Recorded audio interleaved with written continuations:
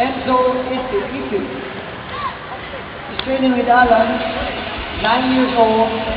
And as we said, anybody at any age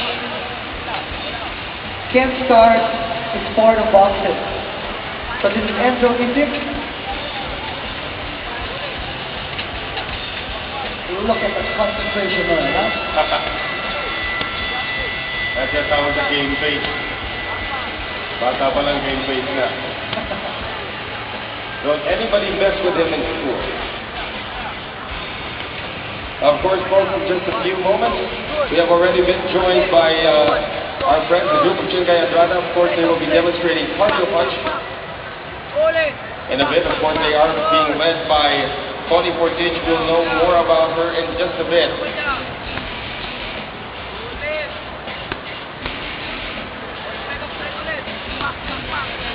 And maybe we can encourage Mr. Monet-Sederio to also join in the cardio fight routine later on. Yes, that is a final approval. So we will see Monet-Sederio in action in the cardio fight. For 5 minutes, Monet can...